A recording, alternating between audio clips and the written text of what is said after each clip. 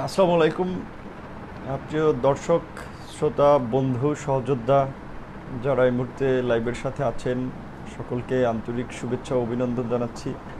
এবং যারা পরবর্তীতেও এই লাইভটি দেখবেন তাদের প্রতি আন্তরিক শুভেচ্ছা এবং ভালোবাসা রইল। আজকের লাইভে ইতিমধ্যে বিষয়টি আমি টাচ দিয়েছি যে আসলে যে বিষয়টি নিয়ে কথা বলতে চাচ্ছিলাম মূলত যে বাংলাদেশের যে দুর্নীতির যে মহামারীর চিত্র, এই করোনা মহামারীতে যেটা আমরা দেখলাম সেটি আমাদেরকে স্পষ্টভাবেই বুঝিয়ে দিচ্ছে বা আমাদের চোখে আঙ্গুল দিয়ে দেখিয়ে দিচ্ছে আসলে বর্তমানে দেশের দুর্নীতি এই করোনার মতোই এক প্রকারের মহামারী আকার ধারণ করেছে। সুতরাং করোনাকেও যেমনিভাবে নিয়ন্ত্রণ করতে হবে এবং এই দুর্নীতির মহামারীকেও নিয়ন্ত্রণ করতে হবে, অন্যথায় আসলে একটা দেশ, একটা সমাজ, একটা রাষ্ট্র ব্যবস্থার দ্বারা মানুষ যা আশা করে সেটি অর্জন করা সম্ভব হবে না। তো সেজন্য আমরা বলছি যে সরকারের প্রতি যে দুর্নীতির বিরুদ্ধে যে অভিযানটা পরিচালনা করা হচ্ছে সেটা যেন আইওয়াস কিংবা আপনার একটা সোয়াপের মধ্যে সীমাবদ্ধ না থাকে, সেটা যেন শক্তভাবেই পরিচালিত হয়। শুধুমাত্র দু একজন সম্রাট শাহেদ কিংবা সাবরিনাকে ধরলেই দুর্নীতির মূল উৎপাটন করা যাবে না।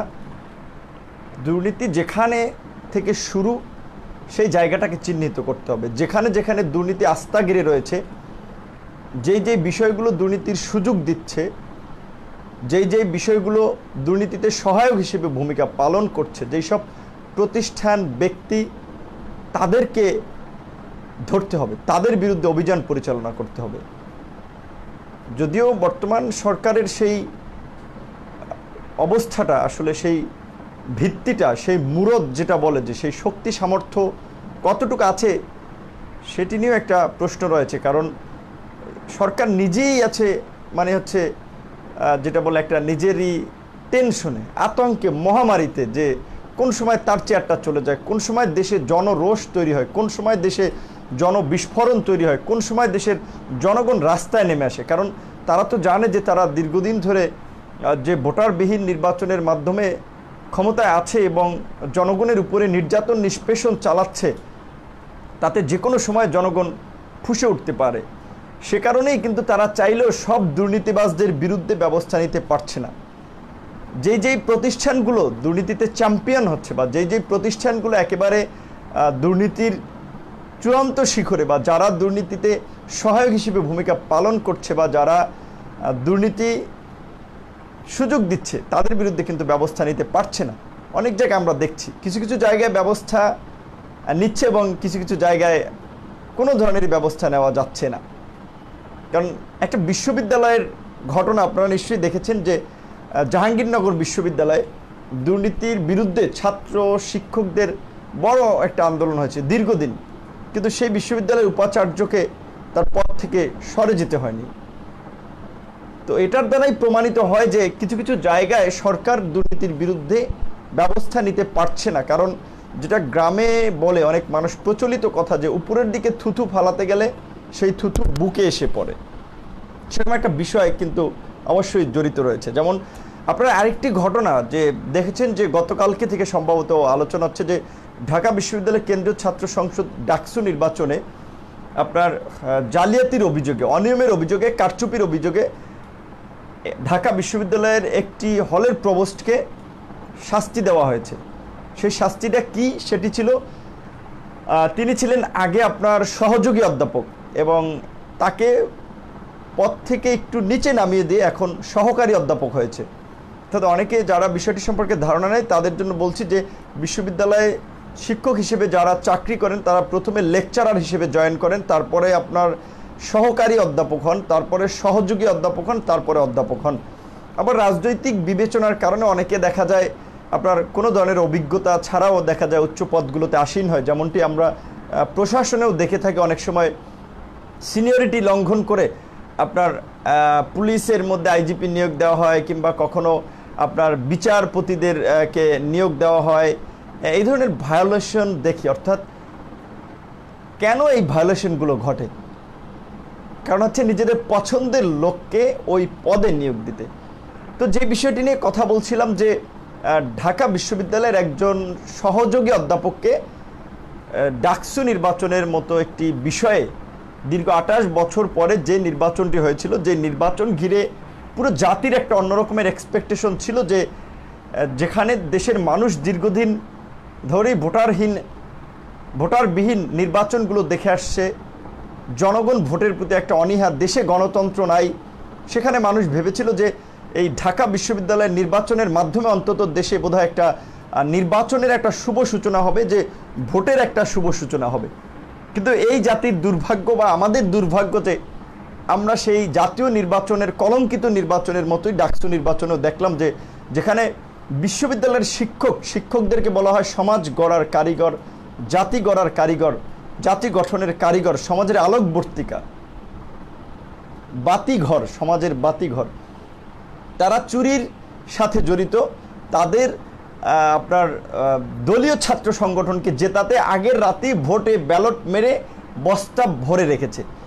এবং দেশের সর্বোচ্চ বিদ্যাপীঠ এটাকে বলা হয়, ধরেন জ্ঞান গরিমায় সর্বোচ্চ কিনা সেটি নিয়ে আমি বলছি না, কিন্তু নানা বাস্তবতার কারণে, সমাজ কিংবা নানা বাস্তবতার কারণেই কিন্তু বলা হয় যে ঢাকা বিশ্ববিদ্যালয় দেশের সর্বোচ্চ বিদ্যাপীঠ। এবং এই বিশ্ববিদ্যালয়ের একটা ইতিহাস রয়েছে, যে এই দুঃখিত একটু ইন্টারাপ্ট হয়েছিল, যে এই দেশের মানুষের যে কোনো সংকটে,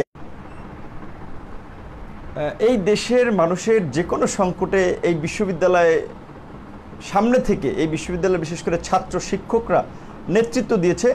সে কারণে এই বিশ্ববিদ্যালয়ের একাডেমিক ব্যাকগ্রাউন্ডের পাশাপাশি বা একাডেমিক বিষয়ের পাশাপাশি রাজনৈতিক একটা গুরুত্ব রয়েছে। তো সেই বিশ্ববিদ্যালয়ের একজন সরকার দলীয় যে বলা চলে অনুগত শিক্ষক, তাদের সরকার দলীয় ছাত্র সংগঠনকে জেতাতে আগের রাতে জাতীয় নির্বাচনে যেমনটি হয়েছিল, যে আগের রাতে ভোট ব্যালটে ভরে রাখা হয়েছিল, ব্যালটে সিল মেরে রাখা হয়েছিল, ঠিক একইভাবে ডাকসু নির্বাচনের সময়ও এই কাজটি করা হয়েছিল। তো আমরা তখন ভেবেছিলাম যে হয়তো ওনাকে চাকরিচ্যুত করা হবে। আমরা দেখলাম যে সাময়িকভাবে তাকে পদ থেকে অপসারণ করা হয়েছে, বড় কোনো পদক্ষেপ নেওয়া হয়নি। দীর্ঘ 1 বছর না, প্রায় 1.5 বছর অতিক্রান্ত হতে যাচ্ছে, তারপরে একটা নাটকীয় হাস্যকর সিদ্ধান্ত আমরা দেখলাম, যে ঢাকা বিশ্ববিদ্যালয়ের সেই শিক্ষক বা শিক্ষিকাকে তার পদ থেকে ডিমোশন করা হয়েছে, সেটি আমরা দেখলাম। দুঃখিত যে একটু ইন্টারাপ্ট হয়েছিল, যে চিন্তা করেন একজন বিশ্ববিদ্যালয়ের শিক্ষক চুরির মতো একটা অপরাধে জড়িত।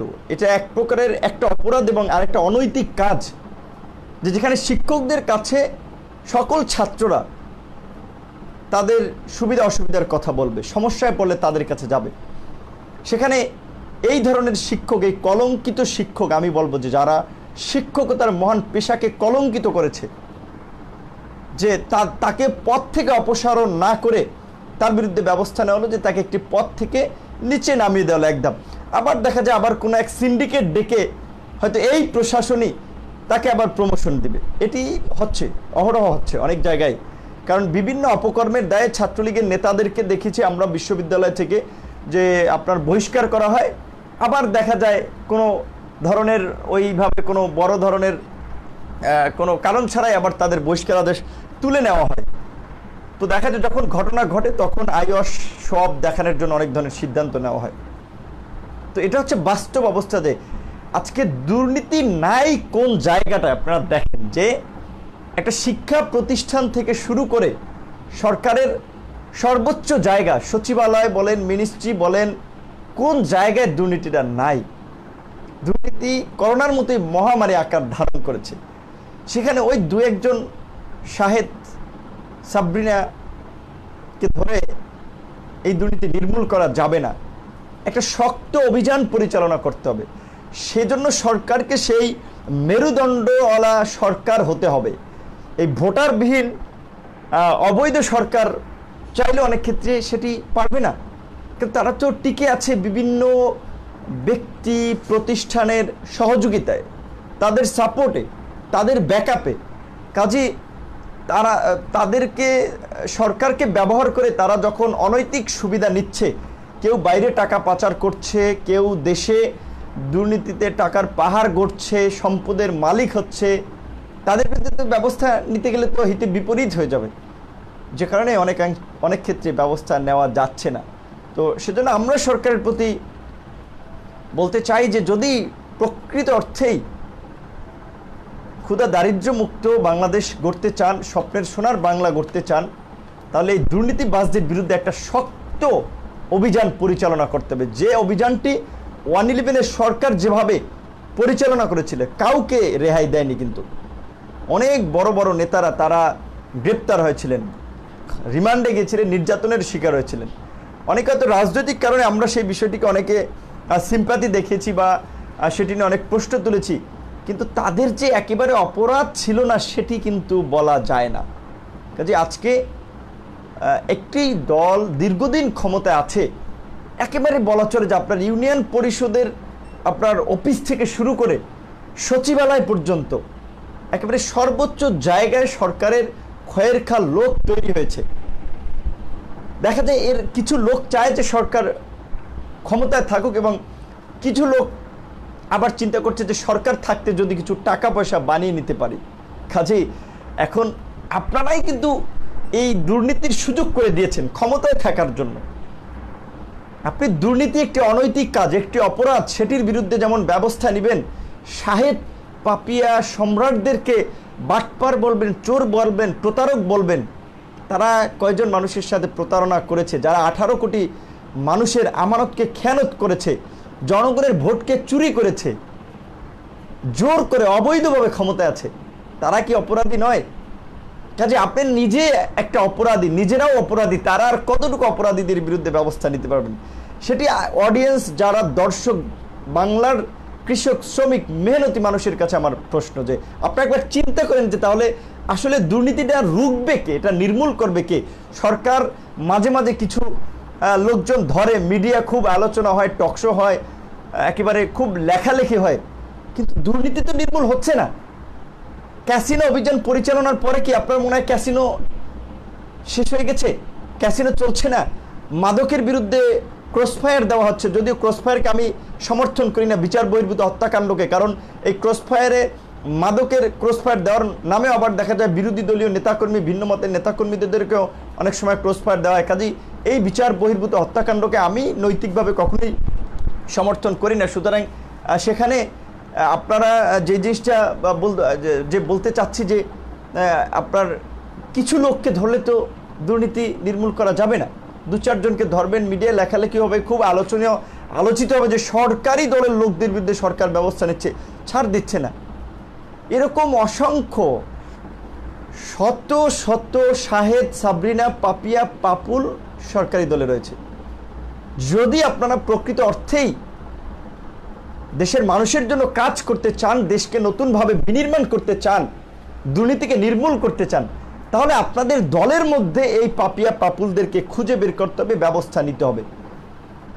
আজকে খুব আলোচিত হয় না যে পর্দা কাণ্ড, যে 37 লাখ টাকা দামের পর্দা, তারপরে রূপপুর পারমাণবিক বিদ্যুৎ কেন্দ্রের বালিশ 6,000 টাকা না 7,000 টাকা দামের বালিশ, আবার এখন বের হয়েছে যে বটি 10,000 টাকা একটা বটি, যে তরকারি কাটাকাটি করেন, মাছ টাছ কাটেন যে বাড়িতে, এবং একটা ড্রাম 500 টাকা, 1,000 টাকা, 1200 টাকার ড্রাম, 10,000 টাকার ড্রাম। এই যে ড্রাম কেনা হয়, স্বাস্থ্য মন্ত্রণালয় যে কিছুদিন আগে আবার পিপি গগলসের যে বাটপারি আমরা যে দেখলাম, এটা অনুমোদন দেয় কারা? একনেক। সেই একনেকে যারা এটা অনুমোদন দেয়, তারা কি দেখে শুনে অনুমোদন দেয়? এটা কি পড়ে অনুমোদন দেয়, নাকি তারা কানা? তারা কানা না, তারা দেখে শুনে অনুমোদন দেয়, কারণ তারাও তো কিছু মালপানি, যেটা টাকা পয়সা পায়, তো তারা তো অনুমোদন দেবেই। আবার তাদের কাছ থেকে পরবর্তী মন্ত্রণালয় আসে, যারা অর্থ ছাড় দেয়, অর্থ মন্ত্রণালয়, আবার তারপরে বিভিন্ন মন্ত্রণালয়, তারপরে তো একটা প্রকল্প বা একটা কাজ যেখানে ইমপ্লিমেন্ট হয়, তারা ইমপ্লিমেন্ট করে।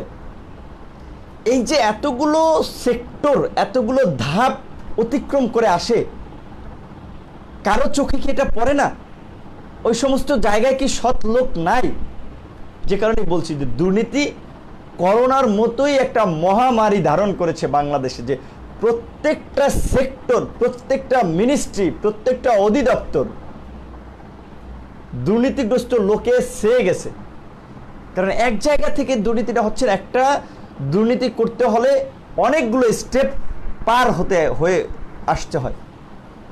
আজকে ঋণ খেলাপির কথা আমরা প্রায় দেখি পেপার পত্রিকায়, শেয়ার বাজার কেলেঙ্কারির, হলমার্ক কেলেঙ্কারি, বেসিক ব্যাংক কেলেঙ্কারির ঘটনাগুলো আমরা জানি। কয়টির বিচার হয়েছে? শেয়ার বাজারের যে সেই দরবেশ বাবা, যাদের যে দরবেশ বাবাদের নাম শুনি, তারা তো সরকারের অন্যতম পৃষ্ঠপোষক, প্যাট্রোনাইজার। তারা তো সরকারি আবার সুযোগ সুবিধা নিয়ে রাজনৈতিক সরকারি দলেরই গুরুত্বপূর্ণ পদেও থাকে, তো তাদের বিরুদ্ধে তো ব্যবস্থা নিচ্ছেন না। তো ওই দরবেশ বাবাদের বিরুদ্ধে ব্যবস্থা নেবেন না, ভণ্ড মানে ছোট মানে বড় দরবেশদের বিরুদ্ধে ব্যবস্থা নেবেন না, ছোট দরবেশদের বিরুদ্ধে ব্যবস্থা নেবেন, তাহলে দুর্নীতি কিভাবে নির্মূল করবেন? কিভাবে সম্ভব হবে? সেটা সম্ভব না। কাজেই সেটাকে আন্তরিকভাবে সেটাকে ইমপ্লিমেন্ট করার জন্য সেই দৃঢ়তা থাকতে হবে। আমরা বলছি যে আজকে আওয়ামী লীগ সরকার প্রায় দীর্ঘদিন একটানা ক্ষমতায় আছে, তারা বৈধভাবে ক্ষমতায় নেই সেটা আমরা সবাই জানি, কিন্তু দেখেন তারপরে এখন পর্যন্ত কি খুব বড় কোনো জনরোষ তৈরি হয়েছে বা জনগণের প্রতিবাদ তৈরি হয়েছে? প্রতিবাদ তৈরি হয়নি। তো তারপরেও যদি আওয়ামী লীগ ভালো কাজ করত, জনগণের আশা আকাঙ্ক্ষা পূরণে যদি কাজ করত, তাহলে তো হয়তো আজকে আমাদেরকে আওয়ামী লীগের যে আমাদেরকে সরকারকে স্বৈরাচার হিসেবে আখ্যায়িত করা লাগতো না, আমাদেরকে এই সরকারকে ফ্যাসিবাদী সরকার হিসেবে আখ্যায়িত করা লাগতো না, যদি এই দুর্বৃত্তদের বিরুদ্ধে সরকার ব্যবস্থা নিত। সরকার যদি জনগণের যে ন্যূনতম মৌলিক অধিকার পাওয়ার কথা সেটি নিশ্চিত করতে পারতো, জনগণ যদি সরকার যদি জনগণের জন্য সুবিচার নিশ্চিত করতে পারতো, সেটি তো সরকার পারছে না। বরঞ্চ আমরা দেখি যে আমাদের পার্শ্ববর্তী দেশ যারা আমাদেরকে শোষণ করছে, তাদেরকে নানাভাবে সরকার সুযোগ সুবিধা দিয়ে বাংলাদেশের স্বাধীনতা সার্বভৌমত্বকে হুমকির মুখে ফেলেছে। বুয়েটের ছাত্র আবরার ফাহাদকে আপনারা ভুলে গেছেন, যে আবরার ফাহাদ ভারতীয় আগ্রাসনের বিরুদ্ধে কথা বলতে গিয়ে শহীদ হয়েছেন। আমরা মনে করি যে ভারতীয় আগ্রাসন তথা বিদেশি শক্তির অপশক্তির বিরুদ্ধে একটা প্রতিবাদী প্রতীক, একটা প্রতিবাদী চেতনা। সেই আবরার ফাহাদ যে সমালোচনা করেছিল যে পানি চুক্তি এবং এই যে ট্রান্সশিপমেন্ট মানে ট্রানজিট যেটা দেওয়া হয়েছে, ট্রান্সশিপমেন্ট কত নামে যে ভণ্ডামি করা হচ্ছে, জনগণকে ধোঁকাবাজি করা হচ্ছে, সেটা আপনারা জানেন না। একটা কথা আজকে আপনাদেরকে একটু বলতে হচ্ছে যে ট্রান্সশিপমেন্ট মানে হচ্ছে, ট্রান্সশিপমেন্টের মানে বোঝা হচ্ছে এক জাহাজ থেকে অন্য জাহাজে মালামাল স্থানান্তর। কিন্তু এই ট্রান্সশিপমেন্টের অধীনে বাংলাদেশ ভারতকে সুবিধা দিচ্ছে যে বন্দর ব্যবহার করার, যে চট্টগ্রাম বন্দর ব্যবহার করে ভারতের উত্তর পূর্বাঞ্চলীয় রাজ্যগুলোতে তারা মালামাল সরবরাহ করতে পারবে। সেখানে তারা বাংলাদেশের আপনার নৌপথ, রেলপথ, সড়কপথ ব্যবহার করতে পারবে। এটা হচ্ছে ভারতের ট্রান্সশিপমেন্টের আড়ালের ঘটনা, এবং যেখানে ট্রান্সশিপমেন্টের প্রায়োগিক অর্থ হচ্ছে যে এক জাহাজ থেকে অন্য জাহাজে মালামাল স্থানান্তর, সেখানে আমাদের সরকার ভূগোল বুঝাচ্ছে আমাদেরকে।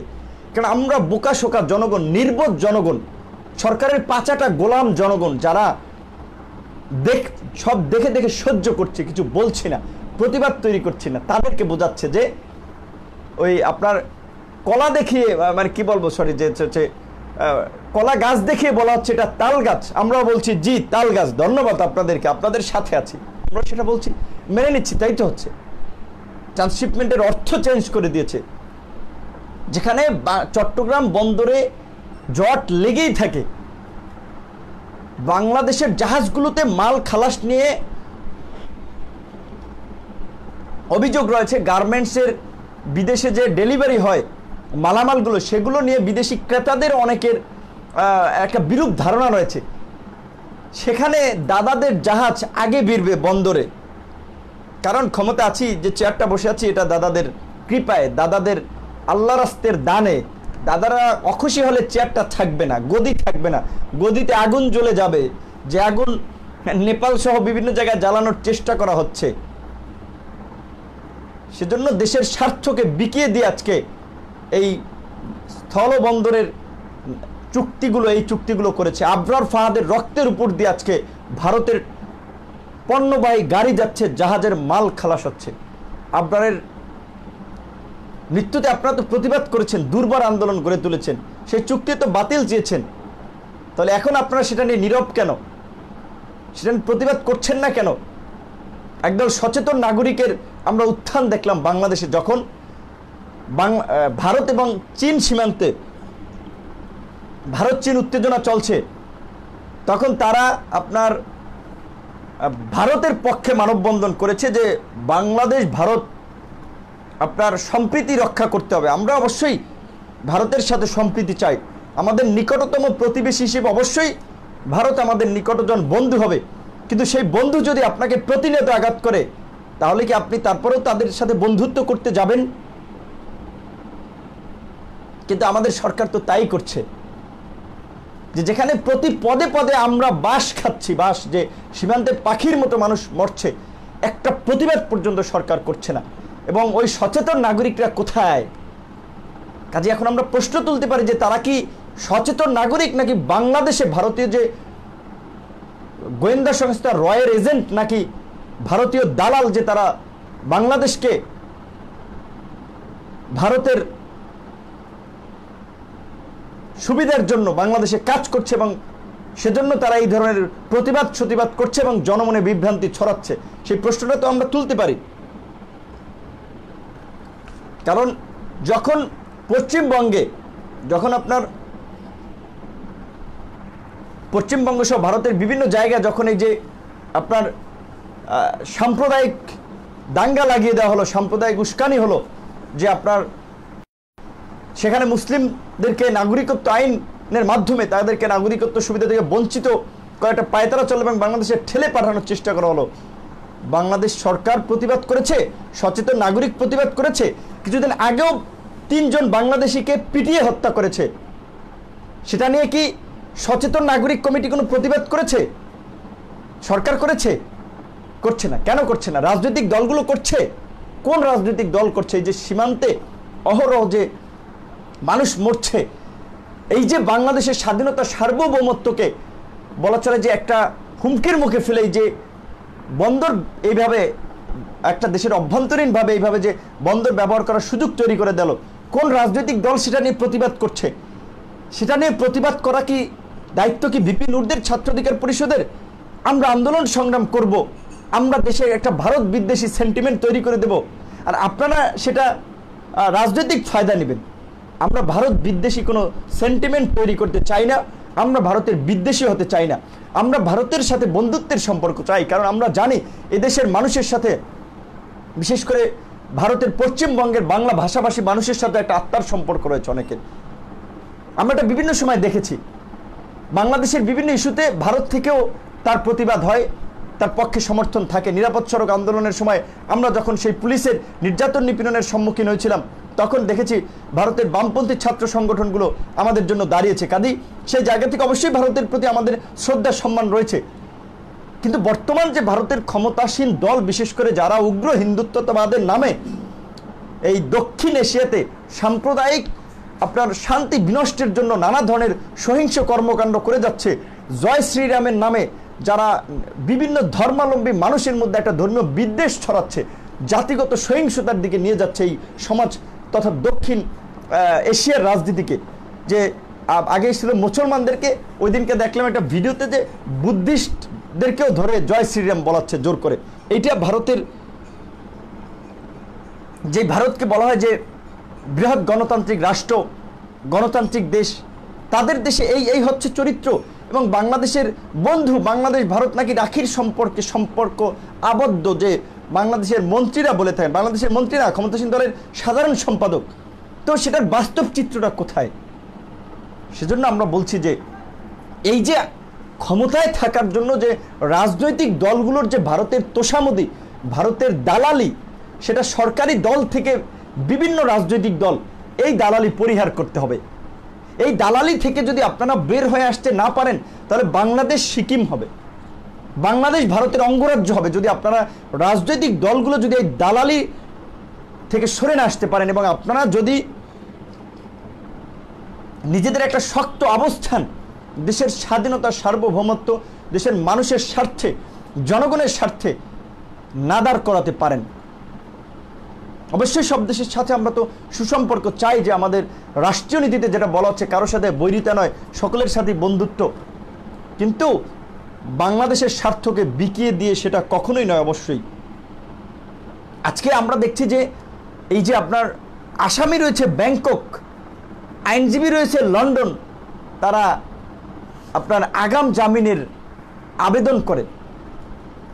কোন জায়গায় আমাদের দেশ, আমাদের রাষ্ট্র ব্যবস্থা, আমাদের আইনগত ব্যবস্থা, আমাদের কোথায় আমরা আছি চিন্তা করতে পারেন? এবং এই যে অপরাধীরা যারা ব্যাংক ডাকাতি করতে গিয়ে ব্যাংকের মালিককে তারা আপনার যে হচ্ছে জিম্মি করে গুলি করতে চাইলো, তারা রাষ্ট্রীয় প্রোটোকল নিয়ে তারা পালিয়ে গেছে ব্যাংকক। সরকার সুযোগ দিচ্ছে তাদেরকে, এবং এই সরকারই আবার দুর্নীতির বিরুদ্ধে অভিযান চালাচ্ছে। এই জন্য আমরা বলছি যে আসলে কি এটা দুর্নীতির বিরুদ্ধে অভিযান নাকি ভাওতাবাজি করছেন?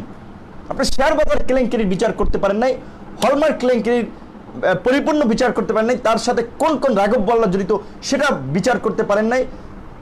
আপনারা এই যে কয়লা ডুবে যাচ্ছে, সোনা গায়েব হয়ে গেল বাংলাদেশ ব্যাংক থেকে, পাথর ডুবে যাচ্ছে, কত জায়গায় যে দুর্নীতি হচ্ছে, এই যে বালিশ কাণ্ড, পর্দা কাণ্ড, বটি কাণ্ড, ড্রাম কাণ্ড, সরকারি যন্ত্রপাতি কেনার নামে সরকারি বিভিন্ন প্রতিষ্ঠান, হাসপাতাল থেকে শুরু করে বিভিন্ন জায়গায় এই যে আপনার লুটপাটের মহোৎসব চলছে, এর সাথে কারা জড়িত, কিভাবে বিভিন্ন মন্ত্রণালয় থেকে এই প্রস্তাবগুলো পাস হয়ে আসে, কিভাবে অর্থ ছাড় হয়,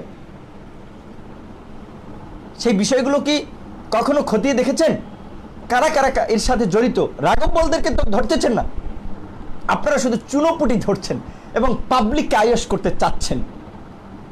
যদি পাবলিককে আয়েশ করতে না চান তাহলে আমরা বলছি একটা ম্যাসিভ আপনারা অভিযান চালান, আমরা আপনাদের অভিযানকে সমর্থন করবো, আমরা আপনাদের সাথে থাকবো। কারণ আমরা এই অনেক আগেই বলেছি যে করোনাকালীন সময় আমরা রাজনীতি করতে চাই না, যে আপনারা যদি সঠিকভাবে সরকার যদি দায়িত্ব পালন করেন, আপনারা তো করছেন না, জনগণের উপর নির্যাতন নিপীড়ন চালাচ্ছেন, দমন পীড়ন চালাচ্ছেন। যে আজকে এই করোনা মহামারীর উপরে আরেকটি মহামারী মতো একটি সমস্যা আমাদের উপর যে আঘাত হানছে, যে আমরা দেখতে পাচ্ছি যে যে প্রাকৃতিক দুর্যোগ, যে বন্যাটি আমাদের উপরে যে আঘাত হানছে, সেই বন্যায় প্রায় 18 থেকে 20টি জেলা প্লাবিত হয়েছে। সেখানকার মানুষ খুবই কষ্টে আছে, দেখেছি মানুষ টিনের ছাদে দাঁড়িয়ে আছে, কলা গাছের ভেলাতে চড়ে দাঁড়াচ্ছে, খুবই অমানবিকভাবে জীবনযাপন করছে। আর আমাদের মন্ত্রীরা বলছেন যে শেখ হাসিনা সরকার এমনভাবে আপনার ত্রাণ দিচ্ছে, ভাতা দিচ্ছে, কয়েকদিন পরে ভাতা নেওয়ার লোক খুঁজে পাবেন না। কি হাস্যকর কথাবার্তা, কি ধরনের মানে বলা চলে যে ভাওতাবাজির কথাবার্তা, একবার চিন্তা করতে পারেন। যে ধরনের ভাওতাবাজি আমরা দেখেছি যে রাষ্ট্রীয় টেলিভিশন থেকেও প্রচার করা হয়, যে কিছুদিন আগে দেখেছেন না, বিটিভিতে একটা অ্যাড প্রচার করা হয়েছিল, কি একজনে তার বাবার নামে না কার নামে যেন খাওয়াবে, গরিব লোক খুঁজতে গেছিল, গরিব নাই, তারা গরিব লোক ধাওয়া করেছে যে তারা বর্তমান সরকারের টাকা পয়সা বাড়ি গাড়ি পেয়ে একেবারে সব জমিদার ধনী হয়ে গেছে, গরিব নাই দেশে। আর অথচ আমরা ত্রাণ দিতে গিয়ে ত্রাণ লিস্ট করেও তার বেশি নিয়ে যাই, তারপরেও দেখি মানুষ দাঁড়িয়ে থাকে, বাসায় পর্যন্ত মানুষ চলে আসে। এই করোনাকালীন সময়েও দেশের অর্থনৈতিক অবস্থা খুবই নাজুক অবস্থা, বিভিন্ন জায়গায় আপনার শিল্প প্রতিষ্ঠান, কারখানাগুলো বন্ধ হয়ে যাচ্ছে, মানুষ কর্মহীন হচ্ছে, মানুষের আয় ইনকাম কমে গেছে। সেখানে কিভাবে এই মানুষগুলো নতুন করে বাঁচতে পারবে, কিভাবে জীবিকার নির্বাহের একটা পথ খুঁজে বের করবে, সেটি নিয়ে তারা দুশ্চিন্তায় রয়েছে। সেখানে রাষ্ট্র কি ভাবছে, এই সময় আমরা কি দেখতে পাচ্ছি, রাষ্ট্রের ভূমিকাটা কি, জনপ্রতিনিধিদের ভূমিকাটা কি, সরকারের ভূমিকাটা কি? সরকার ত্রাণ দিচ্ছে, কয়েকজন জনপ্রতিনিধিকে দেখেছেন যে সরকারি ত্রাণের বাইরে নিজস্ব অর্থায়নে তারা মানুষকে সহযোগিতা করছে, ত্রাণ দিচ্ছে, কিন্তু লুটপাট তো ঠিকই করছে বিভিন্ন জায়গায়। কাজেই সেই জায়গা থেকে বলছে যে আপনারা সরকারের যে দুর্নীতির বিরুদ্ধে অভিযান পরিচালনা করছেন, আমরা তাদেরকে ধন্যবাদ জানাই যে এই লোকগুলোকে ধরছেন, 2-4 জন হলেও তো ধরছেন, সেজন্য অবশ্যই আপনাদেরকে প্রশংসা করি। প্রধানমন্ত্রী সংসদে বলেছেন যে চোর ধরতে গিয়ে আমরাই চোর হচ্ছি। আপনার আশপাশে যেহেতু চোর, কাজী সেই ক্ষেত্রে তো আপনাদেরকে তো মানুষ চোরের সহযোগী একটু বলবেই, কিন্তু তারপরে যদি আপনারা সেই চোরদেরকে নির্মূল করতে পারেন, জাতি কিন্তু আপনাদেরকে সম্মানের চোখে দেখবে, জাতি কিন্তু আপনাদের প্রতি সমর্থন অব্যাহত রাখবে, জাতি কিন্তু আপনাদের প্রশংসা করবে। কিন্তু সেই চোরদেরকে ধরতে হবে, 2-4টা সিসকে চোর ধরলে হবে না। বড় বড় রাঘব বল এবং এই চোরদের যে সিন্ডিকেট, প্রত্যেকটা মন্ত্রণালয় অধিদপ্তরকে কেন্দ্র করে যে সিন্ডিকেট গড়ে উঠেছে, সেই সিন্ডিকেটও খুঁজে বের করতে হবে। সেই সিন্ডিকেটকে কারা ব্যাকআপ দিচ্ছে, কারা কারা জড়িত, সেগুলো খুঁজে বের করতে হবে। শুধুমাত্র আয়াসমূলক 2-4টি অভিযান চালালেই হবে না। এবং আপনারা আরেকটি কথা যেটি বলেই আমি শেষ করব যে আপনারা জানেন যে ইতিমধ্যেই বাংলাদেশের বেশ কয়েকটি জেলায় বন্যা হয়েছে, আর করোনা মহামারী তো আছেই। সুতরাং আপনাদের প্রতি অনুরোধ থাকবে যে আপনাদের জায়গা থেকে, যে যার জায়গা থেকে এই করোনাকালীন সময় গরিব মানুষকে, অসহায় মানুষকে যে যতটুকু সাহায্য করতে পারবেন সাহায্য করবেন। এবং ছাত্র অধিকার পরিষদের পক্ষ থেকে আমরা বন্যার্থদের জন্য একটা অসহায় ফান্ড রেজ করবো, যেভাবে আমরা করোনাকালীন সময়েও পাবলিক ফান্ড রেজ করে আমরা মানুষকে সহযোগিতা করেছি। সম্ভব হলে আপনারাও সেখানে সহযোগিতা করবেন, কন্ট্রিবিউট করবেন। আর হচ্ছে যে জিনিসটা আরেকটি বিষয় যদিও বলতে চাচ্ছিলাম না, কিন্তু অনেকেই আসলে বলেছে, একটু ফোন করেছে, ভাই এই বিষয়ে আপনি কিছু বলেন, আপনি তো সবসময় ভারতের আগ্রাসন কিংবা দেশের বিভিন্ন বিষয় নিয়ে কথা বলে থাকেন। সেজন্য বলতে হচ্ছে যে সাম্প্রতিক সময়ে সাবেক একজন সেনা কর্মকর্তা লেফটেন্যান্ট জেনারেল চৌধুরী হাসান সারোয়ারের একটি ইন্টারভিউ আপনার সোশ্যাল মিডিয়াতে প্রকাশিত হয়েছে, এবং সেটা শুধু বাংলাদেশ নয়, বিভিন্ন জায়গায় একটা আলোড়ন সৃষ্টি করেছে, আলোড়ন তৈরি করেছে। যে তিনি এমন কিছু মন্তব্য করেছেন, তথ্য দিয়েছেন, যেগুলো আমরা যারা সচেতন নাগরিক, যারা আমি মনে করি বিশেষ করে বাংলাদেশের রাজনীতি নিয়ে স্টাডি করেন, সরকার ব্যবস্থা নিয়ে ভাবেন, তারা এই তথ্যগুলো আগেই জানেন। কারণ এটা বলার অপেক্ষা রাখে না যে বাংলাদেশের রাজনীতিতে ক্ষমতাসীন দল, সরকারি দল, বিরোধী দল, বিভিন্ন দলে যে ভারতের একটা প্রভাব রয়েছে, এবং বাংলাদেশে ভারতীয় গোয়েন্দা সংস্থা বাহিনী রয়ের যে বিভিন্ন ধরনের আপনার কি বলে যে আপনার গুপ্তচর বৃত্তি বা বিভিন্ন কার্যক্রম রয়েছে, সেটি অস্বীকার করার ওয়ে নাই। সেটি আমরা বিভিন্নভাবেই, আমরা যারা রাজনীতি করি তারা এটা অনেক আগে থেকেই ধারণা করি এবং করেছি। কিন্তু আর্মির একজন সর্বোচ্চ, প্রায় বলা চলে যে একেবারে একজন সর্বোচ্চ কর্মকর্তাদের র্যাঙ্কেরই একজন, মানে অন্যতম পদমর্যাদাধারী একজন কর্মকর্তা, যিনি সরকারেরও খুব ক্লোজলি কাজ করেছেন, এসএসএফের মহাপরিচালক ছিলেন, 9ম পদাতিক ডিভিশনের জিওসি ছিলেন, এবং পার্বত্য চট্টগ্রামে জঙ্গি সন্ত্রাস দমনে সাহসী ভূমিকা রেখেছেন, যে কারণে তাকে বীর বিক্রম উপাধিতেও ভূষিত করা হয়েছিল। তো সেই লোক যখন কিছু তথ্য দেয়, সেটি তো একেবারে আমরা অবিশ্বাস করতে পারি না, একেবারে আমরা হেসে উড়িয়ে দিতে পারি না। তো আশা করি যে সেই জিনিসটি নিয়ে সরকার ভাববেন এবং সেগুলোর প্রতিকারে কাজ করবেন। কারণ সেখানে তিনি স্পষ্ট ভাষায় বলেছেন যে বাংলাদেশে ভারতীয় গোয়েন্দা সংস্থা রয়ের যে প্রভাব নানান ক্ষেত্রে, এবং বিশেষ করে রাজনৈতিক কর্মকাণ্ডেও যে তাদের হস্তক্ষেপ, বিভিন্ন সরকারের বিভিন্ন জায়গায়ও যে তাদের হস্তক্ষেপ বা প্রভাব রয়েছে, সেটি কিন্তু তিনি বলেছেন। তো আশা করি যে সরকার সেই বিষয়গুলো নিয়ে যথাযথ পদক্ষেপ নেবেন। এবং আমরা একটা কথাই বলতে চাই যে লেফটেন্যান্ট জেনারেল চৌধুরী হাসান সারোয়ার্দী সত্য বলেছে না মিথ্যা বলেছে, সেটা যতই মিডিয়া কিংবা গণমাধ্যম অমুকে বিবৃতি দেখ, তমুকে বিবৃতি দেখ, দেশের মানুষের কিন্তু একটা কমন আন্ডারস্ট্যান্ডিং আছে, তারাও কিন্তু ভালো মন্দ বুঝতে পারে। যেটা আমরা বলেছি যে এখন কিন্তু একেবারে একজন নিরক্ষর মানুষও কিন্তু ফেসবুক, সোশ্যাল মিডিয়া স্ক্রল করতে পারে, এই মানে অবাধ গণমাধ্যমের বা ডিজিটাল যুগের সহজ একটা প্রক্রিয়ার কারণে কিন্তু মানুষ অনেক কিছুই জানতে পারে, বুঝতে পারে। কাজেই লেফটেন্যান্ট জেনারেল চৌধুরী হাসান সারোয়ার্দী যে একেবারেই সব ভোগাস কথাবার্তা বলেছে, বিভ্রান্তিকর কথাবার্তা বলেছে, মিথ্যা কথা বলেছে, সেটি আমার দৃষ্টিতে সেটি মনে হয় না। তো সেক্ষেত্রে সরকারকে এই বিষয়গুলো একটু খতিয়ে দেখার আহ্বান জানাই এবং সারোয়ার্দী সাহেবকে অকারণে আমরা আমার ব্যক্তিগত জায়গা থেকে হয়রানি না করার আহ্বান জানাই এবং সারোয়ার্দী সাহেবের ওয়াইফকে নিয়ে যেভাবে মন্তব্য করা হয়েছে সেটি নারীর প্রতি আমি মনে করি যে অবমাননাকর এবং নারীর প্রতি অপমান সূচক শব্দ। এটি প্রত্যাহার করা উচিত যারা ফারজানা ব্রাউনিয়াকে নিয়ে এই ধরনের মন্তব্য করেছেন এবং নারীবাদী সংগঠনগুলোকে আমি বলবো যে এটা নিয়ে অন্তত প্রতিবাদ করার জন্য। কারণ যখন ব্যারিস্টার মইনুল হোসেন একজন নারী সাংবাদিককে মন্তব্য করায় তার বিরুদ্ধে বিভিন্ন প্রতিবাদ হয়, ফারজানা ব্রাউনিয়া একজন মিডিয়া ব্যক্তিত্ব, সেটা নিয়েও প্রতিবাদ হওয়া উচিত। তিনি বিতর্কিত নারী, একজন নারীর একাধিক বিয়ে থাকতে পারে, অ্যাফেয়ার থাকতে পারে, তাই বলে তো তাকে আমরা বিতর্কিত বলতে পারি না। সুতরাং সেই ক্ষেত্রে যারা এই ধরনের কথাবার্তা বলছে সেটি নিয়েও অন্তত নারীবাদী সংগঠনগুলোরও অন্তত প্রতিবাদ করা উচিত। আর আমরা যে জিনিসটা এদেশের জনগণকে মেসেজটা যে দিতে চাই যে বাংলাদেশ খুবই একটা সংকটে আছে, চরম সংকটে, রাজনৈতিক সংকটে এবং অর্থনৈতিক সংকটে, সামাজিক সংকটে এবং একটা চতুর্মুখী সংকটে। সুতরাং সেই সংকটকে কাজে লাগিয়ে যেন কেউ বাংলাদেশের স্বাধীনতা সার্বভৌমত্বে আঘাত করতে না পারে, বাংলাদেশের স্বাধীনতা সার্বভৌমত্ব নিয়ে সিনেমিনি খেলতে না পারে, বাংলাদেশের নামক রাষ্ট্রকে নিয়ে সিনেমিনি খেলতে না পারে, সেজন্য জনগণকে সচেতন থাকতে হবে।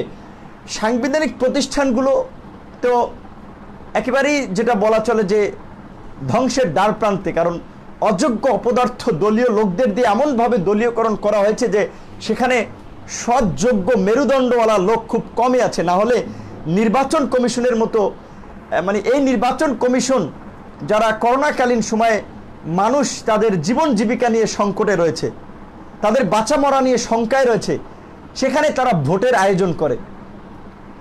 কাজেই সেই নির্বাচন কমিশন কিংবা এই ধরনের প্রতিষ্ঠানগুলো আজকে কতটুকু স্বাধীনভাবে কাজ করতে পারছে, কতটুকু নিজেদের স্বকীয়তা বজায় রাখতে পারছে, কতটুকু দেশের মানুষের স্বার্থ রক্ষার জন্য কাজ করতে পারতেছে, সেটি আশা করি আর বলার অপেক্ষা রাখে না। সুতরাং আপনাদের প্রতি একটা অনুরোধ থাকবে যে দেশের স্বার্থ এবং জনগণের স্বার্থ রক্ষার জন্য আপনাদেরকে আজকে সোচ্চার থাকতে হবে। আজকে আমি যেই জিনিসটা বিভিন্ন সভা সমাবেশ বক্তব্যে অনেক সময় বলেছি যে রাজনৈতিক ঐক্য দিয়ে এদেশের মানুষের মুক্তি হবে না, এদেশের সচেতন মানুষের ঐক্য গড়ে তুলতে হবে, জনগণের জাগরণ তৈরি করতে হবে এই জাতির মুক্তির জন্য, এই রাষ্ট্রের মুক্তির জন্য, এই রাষ্ট্রকে গণতন্ত্রহীনতা থেকে মুক্ত করার জন্য, দেশের গণতন্ত্র ফিরিয়ে আনার জন্য, দেশের সুশাসন নিশ্চিত করার জন্য, আইনের শাসন নিশ্চিত করার জন্য এবং জনগণের যে অধিকার, মৌলিক অধিকার, মানবাধিকার, ভোটাধিকার জনগণকে ফিরিয়ে দেওয়ার জন্য, নাগরিকদের অধিকার নিশ্চিত করার জন্য নাগরিকদের একটা জাগরণ প্রয়োজন। কারণ আমাদেরকে নানাভাবে হামলা, মামলা, নির্যাতন, নিপীড়ন, ভয়ভীতি দেখিয়ে একটা ফ্যাসিবাদী শাসন এদেশে কায়েম করার একটা চেষ্টা চলছে এবং একটা ফ্যাসিবাদী শাসনের মধ্যে আমরা আছি, এক ধরনের স্বৈরতান্ত্রিক শাসন ব্যবস্থার মধ্যে আছি। কাজে এই অবস্থায় যদি আমরা জনগণের মধ্যে সচেতনতাটা তৈরি না করতে পারি, জনগণের জাগরণ ঘটাতে না পারি, তাহলে এদেশে যে একটা অন্ধকার ঘনিয়ে আসছে, এদেশে যে একটা অন্ধকার নেমে আসছে বা নেমে আসবে, সেটি আর বলার অপেক্ষা রাখে না। সকলে ভালো থাকবেন, সুস্থ থাকবেন এবং আজকের এই লাইভটি শেয়ার করার মাধ্যমে আমাদের এই গুরুত্বপূর্ণ কথাগুলো মানুষের কাছে পৌঁছে দেবেন এবং জনগণের মধ্যে সচেতনতা তৈরি করে জনগণের ঐক্য তৈরিতে কাজ করবেন। বাংলাদেশ ছাত্র অধিকার পরিষদ তারুণ্যের নেতৃত্বে যে নতুন ধারা রাজনৈতিক দল গঠনের ঘোষণা দিয়েছে এবং তারই অংশ হিসেবে আমরা ছাত্র অধিকার পরিষদ, শ্রমিক অধিকার পরিষদ, যুব অধিকার পরিষদ এবং দেশের বাইরে যারা প্রবাসী ভাই বোনেরা আছে তাদের নিয়ে আমাদের যে প্রবাসী অধিকার পরিষদ ফোরাম গঠন করা হয়েছে, আপনারা সেই সংগঠনগুলো ফোরামের সাথে যুক্ত থাকবেন এবং অধিকার আদায়ের সংগ্রামে আমাদেরকে সর্বোচ্চ সমর্থন দেবেন, সহযোগিতা করবেন, পাশে থাকবেন, এটাই প্রত্যাশা করি। কারণ আমরা একটা যাত্রা শুরু করেছি, আমরা সফল হব না ব্যর্থ হবো সেটা আমরা জানি না, তবে আমরা এইটুকু জানি আমরা ব্যর্থ হলেও আমরা অন্যদেরকে একটা পথ দেখিয়ে যেতে পারবো। কাজেই আশা করি যে আপনারা অন্তত আমাদের সাথে থাকলে আমরা সফলই হব, ব্যর্থ হওয়ার প্রশ্নই ওঠে না। কিন্তু আপনাদেরকে সেই সমর্থনটা আমাদেরকে দিতে হবে, আমাদের পাশে থাকতে হবে। শুধুমাত্র ফেসবুকে লাইক, শেয়ার, কমেন্টে আসলে সহযোগিতা হবে না, আমাদের সাথে কাজ করতে হবে, আমাদের সংগঠনগুলোতে যুক্ত হতে হবে। ধন্যবাদ, সকলে ভালো থাকবেন, সুস্থ থাকবেন এবং লাইভটি শেয়ার করে আমাদের গুরুত্বপূর্ণ বার্তাগুলো পৌঁছে দিবেন। ধন্যবাদ।